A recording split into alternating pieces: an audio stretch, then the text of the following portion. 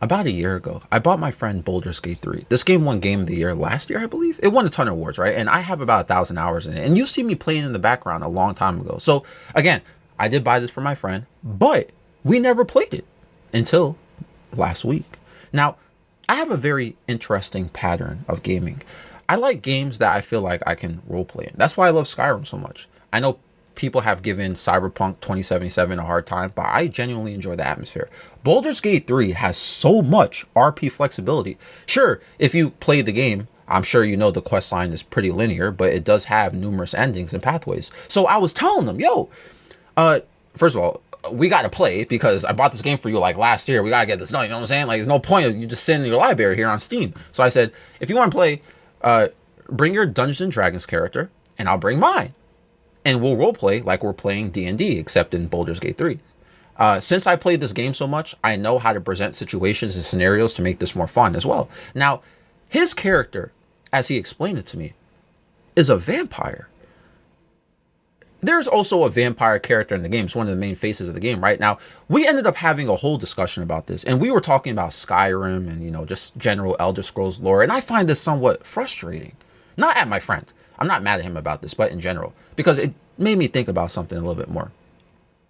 If you know your history, which people don't acknowledge in movies or games or media in general, these creatures are parasitic beasts. Vampires are mindless, predatory bloodsuckers.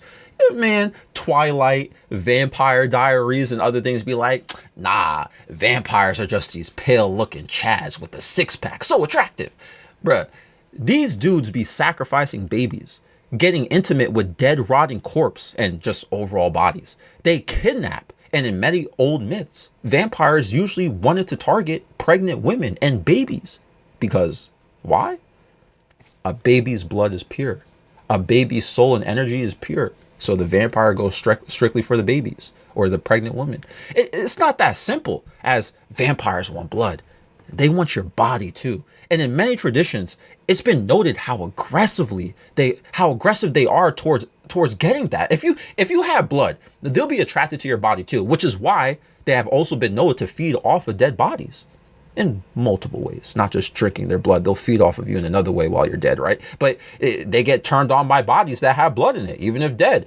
These creatures in real lore and history have a consistent habit of being extremely unwelcoming and uncontrolled for blood, to the point where they end up losing emotions, memories, morality, and become plain animalistic and predatory. I think I only mentioned this on my Instagram story. Follow me on Instagram, by the way. By the way, I don't think vampires are real, but I'm just trying to make a point here. Like, I watched I can never say this right, Nosferatu about a month ago, and I thought the movie did a good job not sensationalizing and romanticizing vampirism. Vampires have decaying bodies, and just like I mentioned, once they have a desire for somebody, they not only want your blood, but they want everything about you. They want your body, your mind, everything. And it's not out of love. It's just for power, wrath, and other cruel tendencies. In most movies or books or games, they make vampires look like attractive humans with moral conflict. Like, they're just an anti-hero. Like, man, I was born with the curse. I'm suffering. You know what I'm saying? But I'm a good guy. Like, but yo, what are you talking about? But the reality, historically and mythologically, because again, vampires aren't real, right? But they are predators in many different aspects. Also, these dudes, right? Vampires are supposed to live forever. They're supposed to, or until a curse is lifted. Living forever is horrible. Imagine never dying, but feeling and knowing your body is decaying and rotting constantly unless you prey on other people. Repeated, uncontrolled primal aggression and urges that are the expense of other people out here. Nosferatu had a different style, right? I think his style is not really unique of vampirism, but he had like clawed hands and glowing red eyes. And we got that vampire aesthetic right now. That's kind of popular right now, the vampire aesthetic. It's been popular for a while now, but am I lying when I say this? Am I really lying? It's gothic fashion, right? You ever deal with a goth girl before, or somebody who is in that aesthetic? Yo, since vampires are decaying, right, body wise, they are said to, at the same time, strangely, also be ageless and beautiful if they keep it under control, which allows them to be much easier, or it's easier for them to prey on people because of their charm. So, you got these vampiric goth chicks out here. Vampires, like I mentioned earlier, since they like manipulating people with their charm, that aesthetic is very hypnotizing. Mind control, physical prowess, and then finally their erotic desires. The concept of drinking blood is supposed to be an intense, submissive experience if you are the victim, right? But as the drinker, as the vampire, it's a dominant, tempting, intense experience that symbolizes power over others. It's just an aesthetic though, right? I mean, it brings up the question.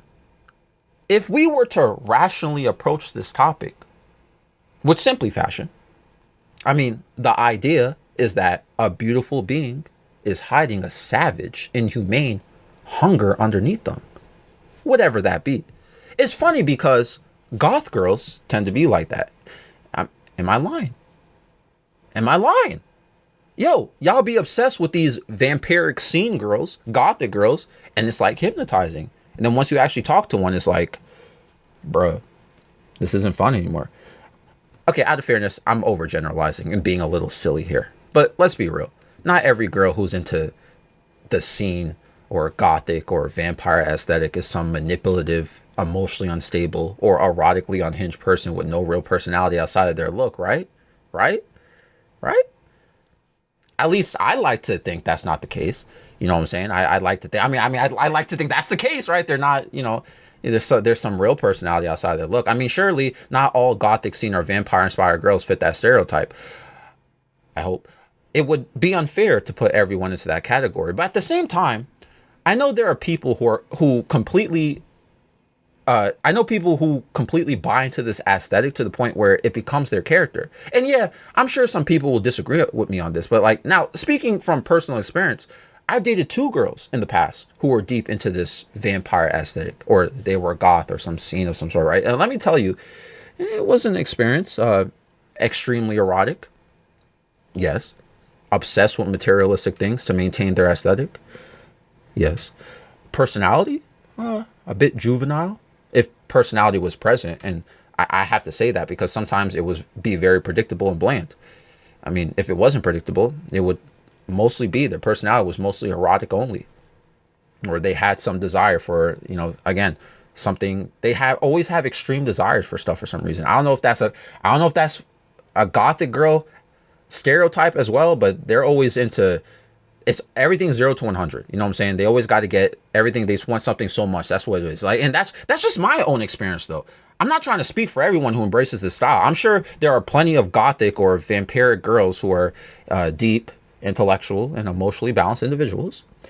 But I can't ignore the fact that in my case, these relationships felt surface level, aesthetic driven, and hyperfixated rather on an image rather than genuine personality growth. So I'm curious, has anyone met someone like this? Maybe even dated someone who fit the description? Let me know what that experience was like. Am I way off, or is there some truth to this? Now, it's funny that I'm talking about all this, right? And I said this like a few times in the video. I don't believe vampires really exist. It's just fascinating to me how the myth, folklore, and the complete idea of them has changed over the years. It was originally a huge fear of the dead, but it turned into a romanticized fantasy. If vampires were actually real, it wouldn't be some like dude sitting at a throne with a velvet coat on, sipping wine while he's chilling with some candles by it. Like, you know what I'm saying? Like that'd be, that's what it looks like to people, but they'd be horrifying creatures lurking in the shadows, waiting for the perfect moment to prey on you. You coming home from work, bro. He underneath your car. He's trying to kidnap you, end your life, and potentially even erotically take from your body after you're dead. There is nothing charming about that. That's a nightmare. Yet, here we go. People love them. They fantasize about them. They write entire romantic novels about them. I ain't hating on it. I'm not saying it's not entertaining. It does make me wonder to an extent, though, for the people who maybe glorify the idea of becoming vampires because of the positive effects only. Like, in comparison to humans, we're weak. we age, and we're powerless beings stuck in the cycle of life and death. Yet, a vampire defies death, lives outside the system, and takes whatever they want. Is that appealing to you? I guess it. People who want power. I mean, and are you interested in that concept? Forget looking like a pretty pale six-pack wielding tall Chad. If we look at the core foundation of vampirism, is that really cute to you? It's the ultimate power fantasy. And if vampires were real, I feel like they'd be laughing at all of us, seeing what kind of movies and books we made out of them. Because the truth of the matter is, these creatures would be apex predators in society, looking at humans like cattle. But yeah, again, I don't believe in vampires, but the fact that we romanticize them, I think is interesting. And I used to really like the aesthetic too, because I like the positive aesthetic of vampirism. It felt like dark elegance. But then I stepped out of the Hollywood concept of it. And when I actually researched and understood what vampires really are, it made me realize, you know, this is whack, bro. Like, you know what I'm saying? This is, you know what it is?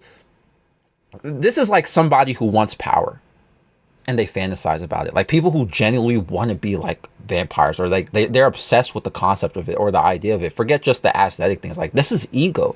I mean, what do y'all think? I feel the same about succubi. Yeah, you know, the super seductive demon woman who is just misbehaving, even though the reality is succubi in demonology and folklore, these succubi are outright dangerous. This isn't some demon with horns who is some flirty, playful girlfriend that you have, bruh. Succubi are soulless, otherworldly entities that don't care a single ounce about you. She will visit you the more weaker you become, draining your soul, leaving you physically exhausted, mentally broken, and eventually lifeless. She will end your life in one way or another, just like vampires. We're just a food source to them. And when they get rid of us, whether we're either dead or some soulless, empty, and broken person, they just move on to the next person. Like that's lit to y'all? That's cool? Y'all think this is cute? Like, what the? I just don't. Of course, it's all fantasy, right? But hey, you get where I'm going with this. So what do y'all think about this? I don't want to get too much into the other stuff about succubi. Maybe another video. This episode is found on Spotify and YouTube. Times Square. Nightmare 7 a.m. in the morning though. No surprise. Times Square's you and I under those lights. No disguise. Don't tell me everything you wanted was a lie. All those city lights, it's an endless night. Never expected you to bring me so much life. Close my eyes too long, then it's time to say goodbye. Let's dance all night until the stars don't show glow. Till the sunrise, then we go solo. Making up for all the times that we were low. Let's make some memories before we do go. Let's dance all night until the stars don't show glow. Till the sunrise, then we go solo. Making up for all the times that we were low. Let's make some memories before we do go. Caution. Wait a moment, keep my heart locked away, it's filled with emotion. Gave the key to you, right in front of you is open. Hey, try your best to not leave it broken. Oh, it's been a while since you know it's frozen. Not the